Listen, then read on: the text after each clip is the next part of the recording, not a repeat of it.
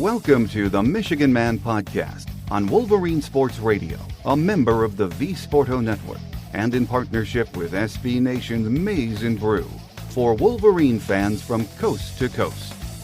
Go Blue and welcome to the show. I'm your host, Mike Fitzpatrick. Congratulations to Aiden Hutchinson for finishing second in the Heisman race. I would have been absolutely shocked if his name was called as the winner. As we all know, it's pretty much a quarterback, running back, or wide receiver that hauls in that hardware. To be a defensive lineman and finish second is absolutely amazing. So again, congratulations, Aiden Hutchinson, on a great season. Jim Harbaugh and his team will get back on the practice field next week and begin preparations for the Orange Bowl matchup with Georgia.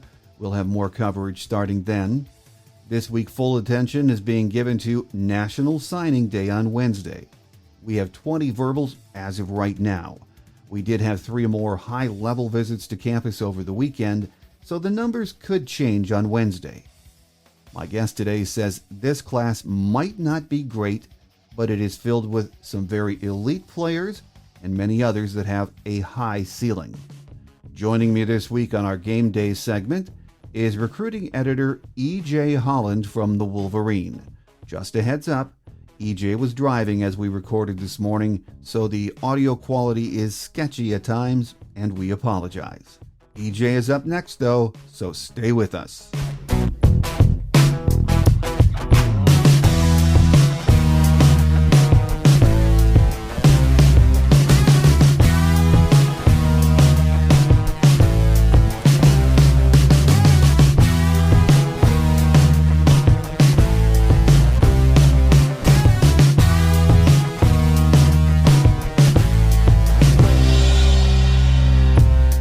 Here with us on the show today is recruiting editor EJ Holland from the Wolverine. EJ, it's been a while, but this is a huge week, so it's great to have you with us. No, I appreciate it. Thanks for having me. Really a big week for all of college football with the signing day on Wednesday, with the early signing day, which has now become the big signing day. Before we touch on all of that coming up, though, let's talk for a minute about the Heisman presentation on Saturday night. Aiden Hutchinson didn't win it, but finishing second as a defensive lineman, what a great honor that was, EJ. Yeah, no, definitely. He's had a tremendous season. I think you'll see the impact of what he's been able to do as an edge rusher transition over to the recruiting side.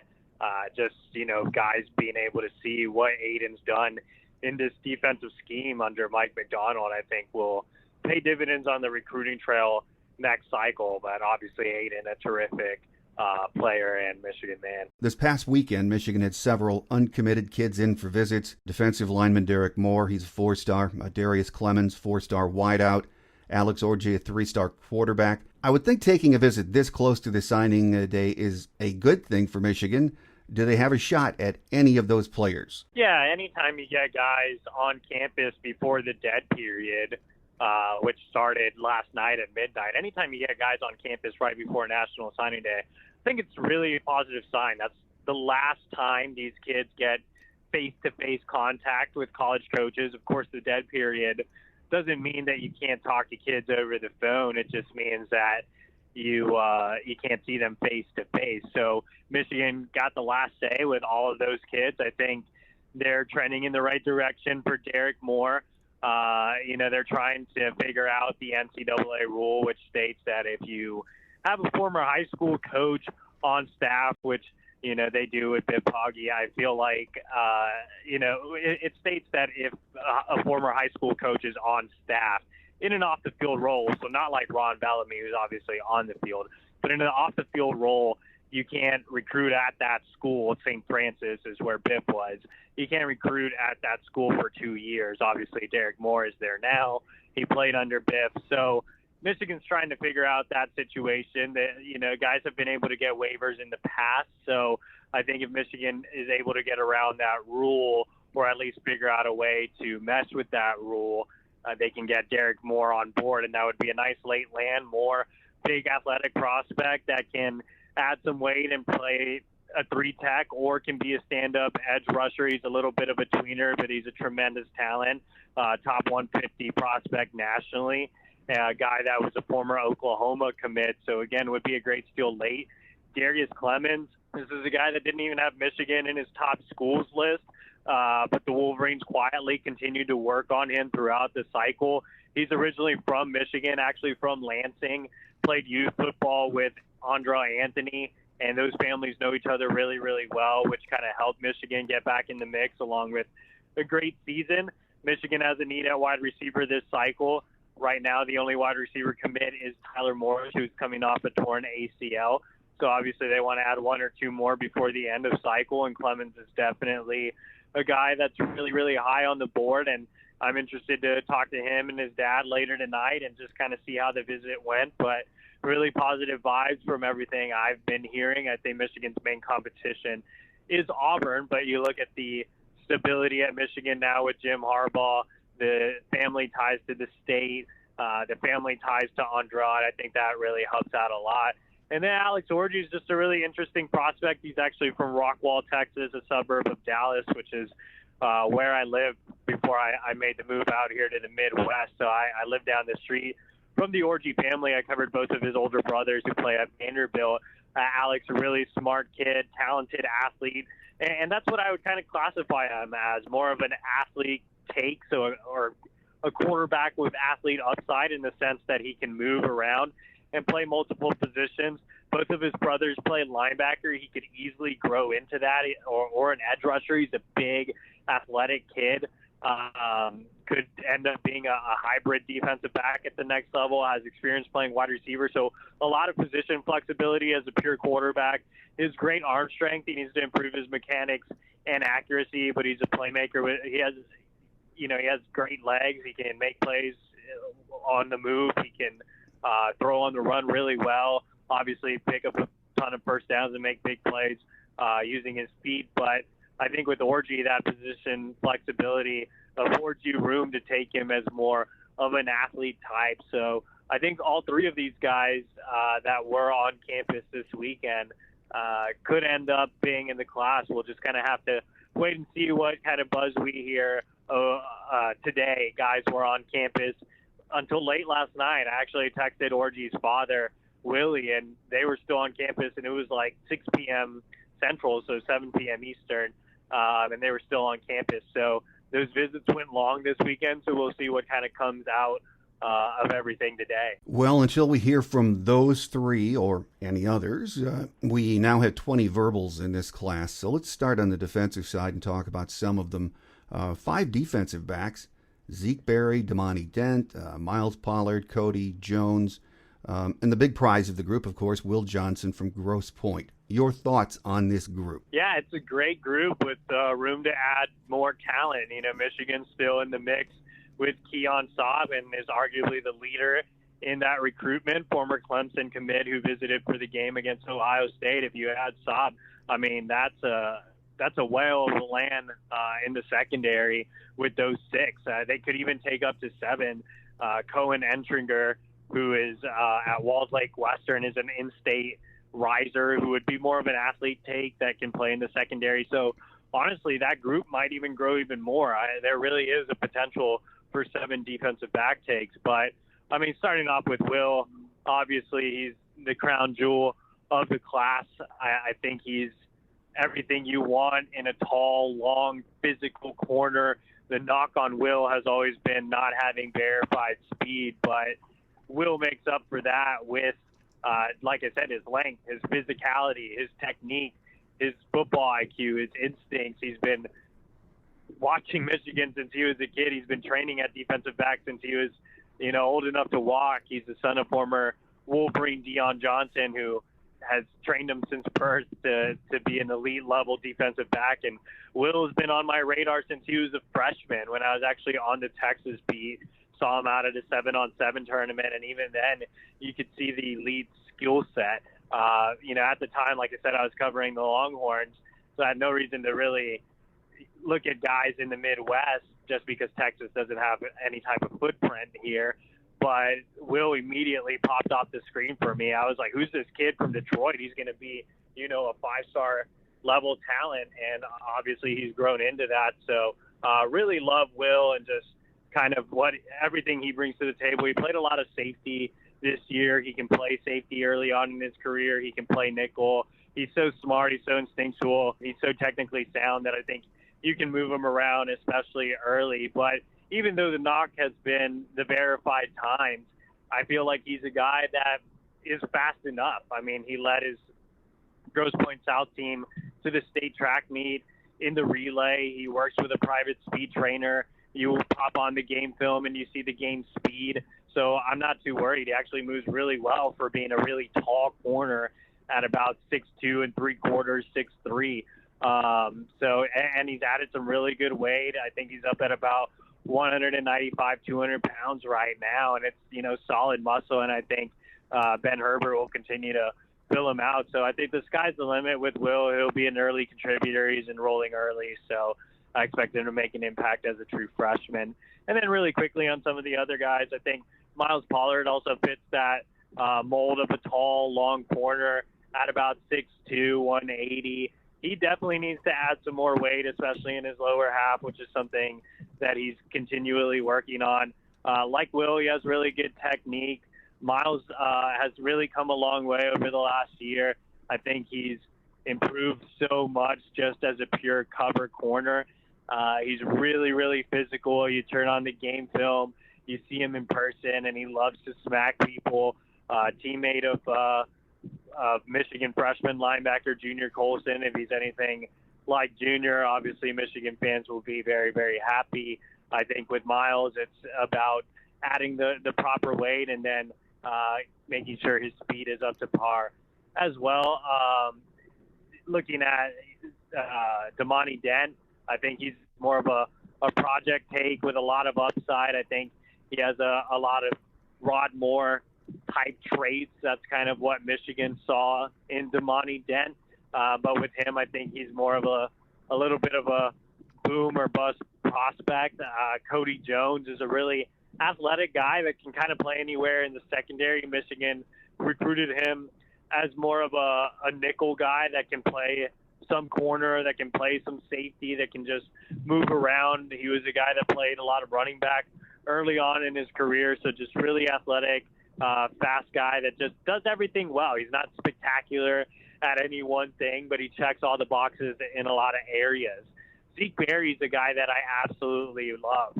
I don't think there's anybody I would grade higher than Zeke Berry in this Michigan class other than Will Johnson. I've been out to San Francisco to see him a couple of times. He plays at National Powerhouse De La Salle. The ceiling is so high with Zeke. He's a guy that has gotten all the great coaching out in the Bay Area, all the trainers. He has everything going for him in that regard. He's, again, elite from a technical standpoint. Like I said with Will, just really high football IQ, great instincts. He's a guy that even provides a little more flexibility than Will in terms of just having the build to play all over the secondary. So he's about 6 foot 190, which gives you a lot of leeway with him. Michigan recruited him for the Dax Hill role, and I think he'll fill that nicely. Zeke loves to come up in the box and play against the run. His closing speed is tremendous. I think he's an absolute it's just a hell of a land for Michigan. So, yeah, again, I mean, you add Keon Saab to that group, who's a bigger box safety type. I think you have one hell of a land here in the secondary. Well, 2 defensive ends on the list, and we talked about the future impact of Aiden Hutchinson on the class of 2023. But right now, Ethan Burke out of Texas, Cavante Henry out of California. What do you like about these two guys? Yeah, definitely. Starting off with Ethan Burke, he's a guy that just pops out of nowhere, really. He plays at Texas powerhouse Austin Westlake, really national powerhouse Austin Westlake, which produces a ton of NFL talent, including, future Hall of Famer Drew Brees. So he actually plays under a legendary high school coach there in Todd Dodge. He's gotten great coaching. He's more technically sound than you would think for not being a full-time football guy. He was actually committed to Maryland for lacrosse, but he's a really intriguing athlete at about 6'7", 230 pounds. He was, again, a really high-profile lacrosse player.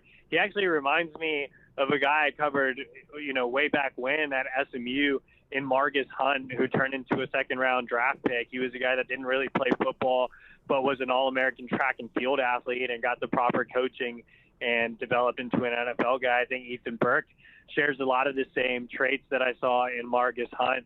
And I think with the right development, he can develop into a high-level draft pick as well. I think, you're seeing the development, you saw the development with Aiden Hutchinson under Mike McDonald and some of the other defensive staff members. I think you're going to see the same thing with Ethan Burke. He might not be an immediate impact guy, but I think the sky's the limit for Burke. He has one of the biggest upsides in the class. And then you go over to Cavante Henry, and he has arguably the biggest upside in the class.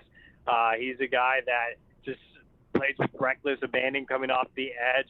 He doesn't really know what he's doing much yet. He needs a lot of work in the weight room, needs a lot of work from a technical and development standpoint. But, man, he just fly off the edge and get after the quarterback. The thing with Cavante Henry is Michigan going to keep him in the class? He took a visit to Washington over the weekend. His primary recruiter was actually Director of Player Personnel Courtney Morgan, who obviously bolted to Washington recently. So that's something we're really monitoring heading into National Signing Day. Well, 4 linebackers verbaled in this group. Jimmy Rolder from Chicago, Deuce Spurlock from Alabama, from Huntsville, Michael Pollard from Florida, Aaron Alexander, a local kid from Belleville High. That is a position group, though, we need to add depth at, isn't it, EJ? Yeah, I mean, you look at this linebacker group, and linebacker cycle was just a whirlwind. I mean, Michigan had a lot of misses here. There's no really great way to put that. There were a lot of weird recruitments. It was just kind of an odd cycle for recruiting linebackers. Obviously, George Hilo and Mike McDonald were new. Mike McDonald hasn't had a lot of recruiting experience under his belt. Hilo started off as the safeties coach, as you might remember. So just a lot of transition and just, a lot of interesting recruitment that didn't turn out in Michigan's favor. But at the end of the day, I think they landed some really good prospects here. We'll start off with Michael Pollard just because he's a guy that can actually be considered more of an edge. He's was primarily recruited as an edge, but with a guy that has more traditional linebacker flexibility. He's pretty skinny right now at about 210 pounds.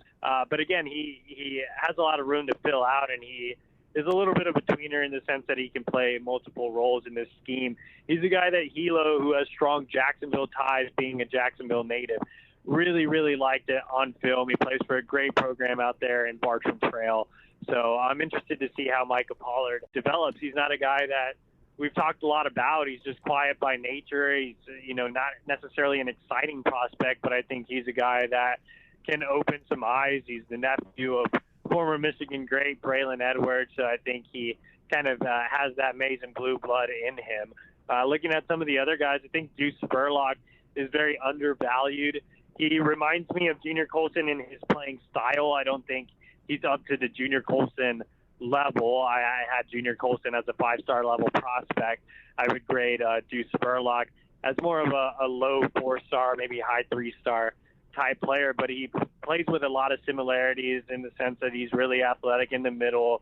He's built really, really well at 6'2", 225 pounds, moves sideline to sideline well, has experience playing, more of an H-back role, just a playmaker on the offensive side of the ball. A lot of people forget Junior was a running back as well and returned kicks. So I think Spurlock brings kind of that similar athletic ability. Again, not quite Junior Colson level, but kind of around that same vicinity.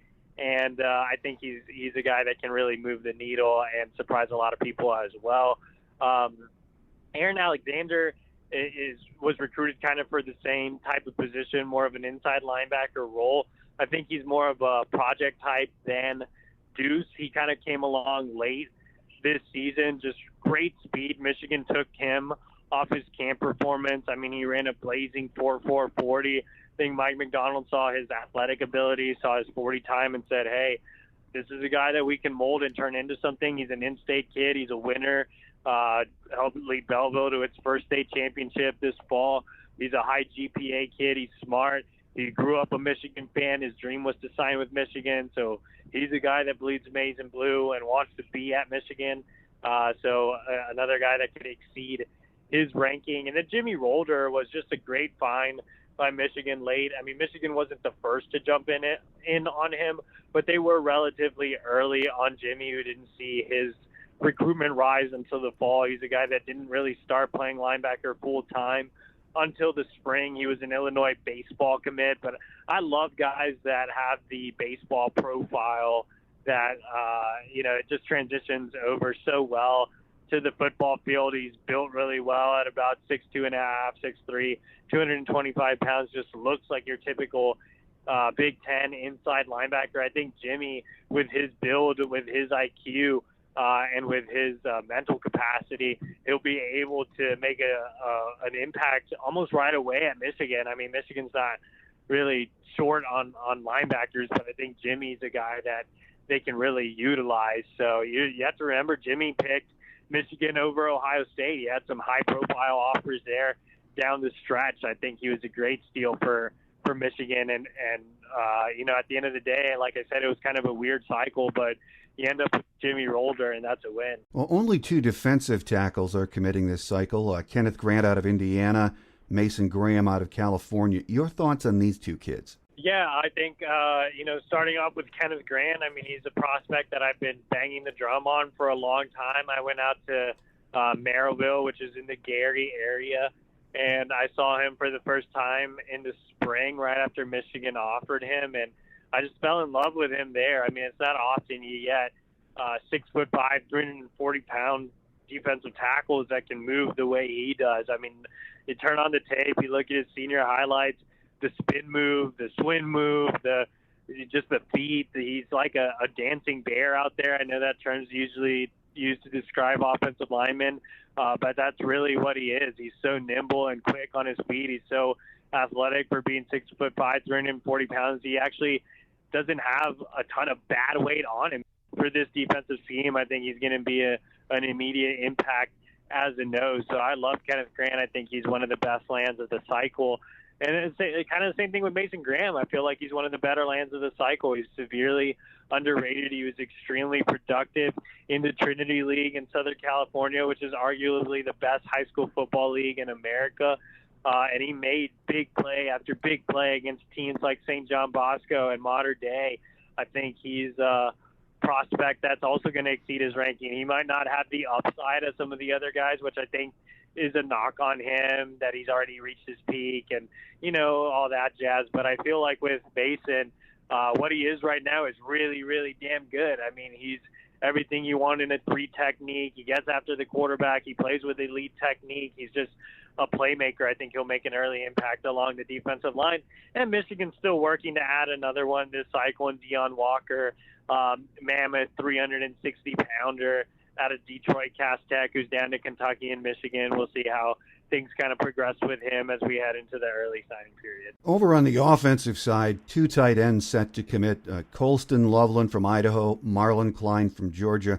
What can you tell us about these 2 big guys, EJ? Yeah, I love Colston Loveland. He's kind of a hidden gem out in Idaho, which, a lot of people don't get out to, but I had a chance to go watch him play live, and he's just a big, strong kid that has played a lot of more of a Y role or just split out wide in general. He's a great receiving tight end, but he also played a lot of an H-back role, an inline role this year. He's really progressed as a blocker as well. I think he's just so impressive in the weight room. You look at some of his weight room numbers, and they're really high up there for high school level guys, especially a guy that's out in Idaho, where you think he might be more raw, that, they don't have the best facilities and football's not the focus. That's not necessarily the case with Loveland. I mean, he's a gym rat. He's really progressed a lot in the weight room. So I think he's a guy that can make an early impact as well. Obviously, Michigan has some tight ends on the roster, but I do think that Loveland's a candidate to play early. You look at Marlon Klein, and he's one of the more intriguing lands this cycle. He's a guy that's from Germany, transferred over to Georgia to pursue his dream of playing college football, and really grew into great D1 level prospect. I think Jay Harbaugh does a really nice job of identifying tight end talent, and I think they have two guys that have tremendous upside, that are tremendous pass catchers, that have become more willing blockers as seniors, that can add weight and be great all-around tight ends, or at the very least be great split tight ends. But I think Michigan's getting two high-level prospects in Marlon Klein and Colson Loveland. I think Michigan fans should be excited. Well, one offensive lineman in this year's class, it's Connor Jones out of Colorado. Is it a concern we're only bringing in one offensive lineman this cycle? Well, they actually have two this cycle, Connor Jones and Alessandro Lorenzetti, which is still a small group, but you look at Connor Jones, and he's an athletic tackle with a lot of upside. He kind of brings that Colorado box state mentality, which is just grind. He is the definition of a gym rat. If you look at his social media profile, it's always him just in the gym. He works consistently with former NFL offensive lineman Mac McChesney, who's one of the best offensive line trainers in the country. So I think with Connor, you turn on the film, and I know some Michigan fans have had some question marks with him, but I went out and I saw him live, and I mean, he just serves up so many pancakes. He is playing against inferior competition, but he plays with that road grader mentality. He's physical. He likes to bury people. He finishes blocks. Which is great to see as a high school offensive lineman. And then you look at his frame. I mean, he's 6'7" or 6'6", 280 pounds. He's a true tackle. Offensive lineman, that's the position that, has the lowest hit rate on. So I think he's a guy that Ed Warner, Michigan's former offensive line coach, who can say what you want about Coach Warner, but he did a tremendous job of evaluating guys. And he identified Jones really early on, and then Sharon Moore has come in and has done a terrific job with the offensive line at Michigan this cycle, and he pressed to keep Connor Jones in this class. So the Michigan staff loves Connor Jones. I like Connor Jones, especially after seeing him live a couple of times throughout the course of this cycle. I think he's another undervalued guy. He's going to come in, he's going to bust his ass, and he's going to be a guy that's going to really surprise a lot of people. And he grew up a Michigan fan. His father's originally from the Midwest, so he bleeds maize and blue too. He wants to be at Michigan. He wants to be part of the turnaround that's currently happening. And so I'm really excited about Connor Jones. You look at Alessandro Lorenzetti, and he's a guy that could be more of a right tackle or an interior offensive lineman. He's a prospect that not a lot of people really, talk about just because he's more of a boarding school kid that transferred in from Canada. He dealt with a shoulder injury this year, so I didn't, unfortunately, get a chance to see him live, but he really impressed Michigan at camp this summer, and I've heard a lot of good things about Lorenzetti. I think eventually he'll likely transition inside, so you have more of a pure tackle in Jones, more of a flex guy in Lorenzetti, and then Michigan's going to continue to work on five-star tackle Josh Connolly, who's waiting to sign until the late period. So to answer your question, is it a concern? Look, Michigan's recruited well along the offensive line over the past couple of cycles. I think you'll see a really big class in 2023 along the offensive line with a ton of talented prospects. That Michigan is in on some really, really great offensive line prospects in 2023. So I'm not too concerned about it. On top of that, you're adding Virginia transfer Andrew Gentry, who just committed last week. And I was really, really high on Gentry, who's coming off a mission trip. He'll need some time to develop his body and get everything back to normal from his mission trip. But I had him graded as a top 100 prospect.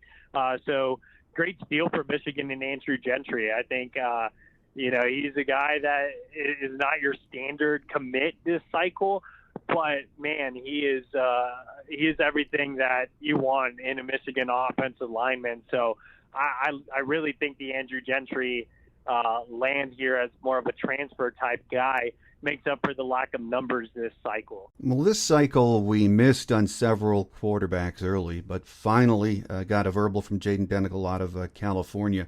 What style of a quarterback is he, EJ, and what led Michigan to him? Yeah, with Denigal, I think you hit the nail on the head. Michigan just missed on some of its primary targets early in the cycle. It was tough to bring in a guy after J.J. McCarthy, who came in with that five-star billing, and then you look behind him, or, if you're a 2022 quarterback and you're looking ahead of you, you have Cade McNamara, who still has a lot of eligibility. You have JJ, who just signed. You look behind you in 2023, and you have potential land in Dante Moore. Michigan is putting all its eggs in the Dante Moore basket, and if Michigan can land Dante Moore, I mean, it's not the most appealing situation for a quarterback. So I feel like that led to kind of some of the struggles. Matt Weiss came over from the Ravens and didn't have a whole lot of experience recruiting quarterbacks, so it was kind of a weird cycle in terms of quarterback recruiting. They eventually landed on Jaden Denegal through a couple of different connections. He's not necessarily a dual threat quarterback, but he can make plays with his legs. He's a big guy at about 6'4", 220 pounds. He has a big arm that put up some impressive stats as a senior, albeit against some inferior competition out in the Mojave Desert. He's actually nowhere near L.A., as some people might assume, he's a Southern California guy. He's actually out by the Mojave Desert in the middle of nowhere. So he doesn't play against the best competition. Going out and watching him live, he still needs some work on his throwing motion. He does work with private quarterback trainer Danny Hernandez, who's one of the best quarterback trainers in the country. So I think that'll continue to help him grow. Hernandez actually trained Heisman winner Bryce Young. So, again, I think he's getting that mechanical work. He does have the arm strength, but still a bit of accuracy and touch issues. I think that he's a guy that, kind of fills the bridge between JJ and Dante. If Michigan is lucky enough to land Dante, maybe I would set, the bar for Denegal as more of a late-year career starter that can contribute in the quarterback room in different ways. But I think all eyes are definitely on 2023 and Michigan's pursuit of all-world quarterback Dante Moore. One position group we seem to be well stocked at right now is running back. So maybe no surprise there's just one verbal in this class. It's CJ Stokes out of Columbia, South Carolina. And he's not a very big guy, is he? No, I mean, CJ's a big guy in the sense that he's a really stocky build, kind of a little bit like Javier Dunlap last cycle, who has gotten really limited carries. But if you have had a chance to see him in his limited action, you can tell he's kind of a bigger, stocky type build, but not necessarily height-wise. And that's what same thing with CJ. I think his weight has been listed all over the place, but he's over 200 pounds at about, 5'9.5", 5'10". I think Mike Hart really took a liking to him because he kind of reminded him of himself a little bit. He doesn't really excite you a whole lot when you watch him on film, but he had a really good senior season. He doesn't play against really great competition in his league in South Carolina, but he's a guy when you look at the film, and he can do a lot of different things. He can be a 3-down back. He can catch a lot of passes out of the backfield. He can be your standard between the tackles ball carrier. I think with CJ, he's a really good complement to what Michigan already has in the running back room with Blake Corum, and then especially, as Blake will leave and Donovan becomes that primary back, I think he's a guy that can complement Donovan really well. And Mike Hart has been known as a really good running back evaluator. So while I personally am not super high on CJ Stokes, I think you take him at face value and you say, hey, this is a guy that's going to complement Donovan Edwards really well. This is a guy that Mike Hart really likes, who's really good at evaluating running backs and could surprise some people. But I think 2023 will likely see maybe two running backs. The problem with running back nationally is it's just been so down. This cycle was a down year nationally at running back. This coming cycle doesn't appear to be an amazing year at running back nationally. So it'll be interesting to see what Michigan does at the position moving forward. And I think more than ever, it's going to be really up to Mike Hart to make these great evaluations. Well, there was a story late last week that quarterback J.D. Johnson from Pinnacle in Arizona was coming out of medical retirement, which sort of caught me by surprise, and he's entering the portal. And he was a darn good quarterback behind Spencer Rattler at Pinnacle. If he's been medically cleared to play and he's on scholarship, I wonder why he's not staying here. Have you heard anything about that, EJ? I think he just looks at the quarterback room. It's kind of the same thing that I just touched on when talking about Michigan's pursuit of quarterbacks. I mean, you look at Cade, I mean, he has a lot of eligibility left. You look at JJ, I mean, he's supposed to be the future face of the franchise, I guess. And then you look at Dante Moore in 2023, who, again, is not a commit, but Michigan is making him the only guy on the board in 2023. And if Dante does end up signing with Michigan, I mean, there isn't much wiggle room. I really like JD as a prospect. When I went out and saw him live during my first couple of months on the Michigan beat, but I don't see a lot of wiggle room for him moving up the depth chart if JJ and Cade are going to be, both there long term, and with the potential addition of Dante Moore, I think that JD wants an opportunity to actually play, especially with how much he's had to overcome with his condition and the health issues and being told he's not going to play football. I think he just wants a chance to actually play and to have a chance to really either climb a depth chart or go into a situation where he can compete to be the starter, and I don't think that's necessarily the case at Michigan. So all things considered, and we might see some surprises between now and signing day, would you say this is a pretty darn good class? Yeah, I mean, one guy we didn't hit on here, Michigan only has one wide receiver commit, but that's Tyler Morris. I mean, he's coming off a torn ACL, but he's still a top 100 level type of guy. I mean, he was rated top 100 by all the major recruiting services before the injury. He's going to get on campus early. Rehab's going ahead of schedule. I think he's a guy that can surprise. You have a 5-star defensive back in Will Johnson, another potential 5-star defensive back in Zeke Berry, and then maybe even another potential 5-star defensive back in Keon Saab if Michigan is able to earn his signature. I mean, like I mentioned, Kenneth Grant is a guy that I really love, as a nose tackle. And then you have some really intriguing pieces that have the potential to be high-level guys: Mason Graham, Jimmy Rolder, Cody Jones, Miles Pollard, Colston Loveland, and Marlon Klein, etc. I mean, we just talked about all these guys. So, yeah, I don't think it's like this amazing, spectacular class, but I think there's some top-heavy talent with Zeke, with Will, with the potential of Keon, with Tyler Morris. And then I think there's some really, really nice pieces to go along with that. I mean, Michigan is really, to use Jim Harbaugh's phrase, betting on itself with evaluations. They didn't settle for more safer takes that had higher ceilings. For this class was, let's take some higher, not higher floor guys. Let's take some higher ceiling guys.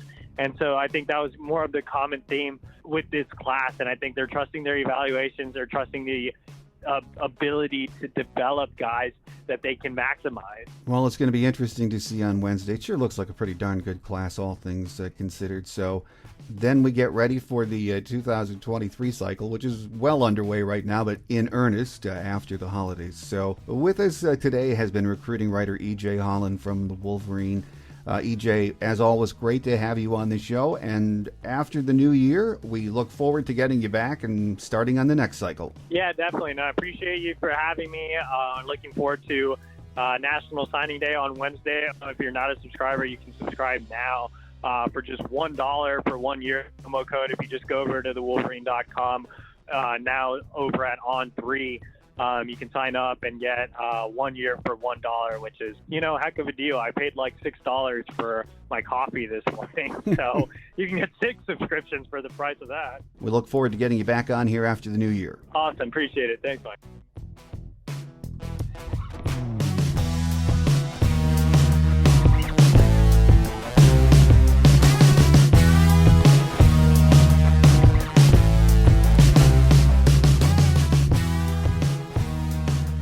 On Quick Hits today, as I mentioned at the top of the show, Jim Harbaugh and his team will begin Orange Bowl preparations next week.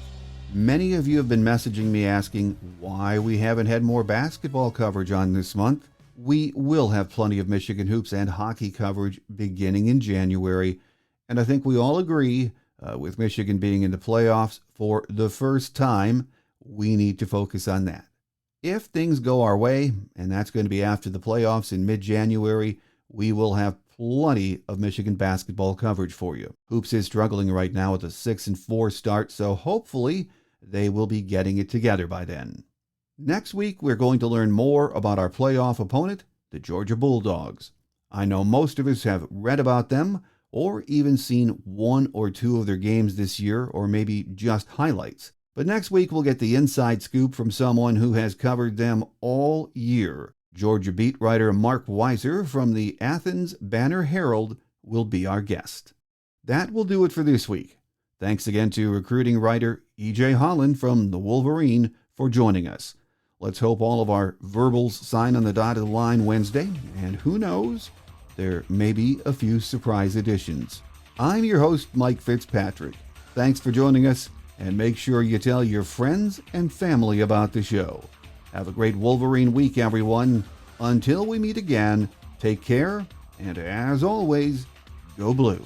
Thanks for joining us today on The Michigan Man, here on Wolverine Sports Radio, a member of the V Sporto Network, and in partnership with SB Nation's Maize and Brew.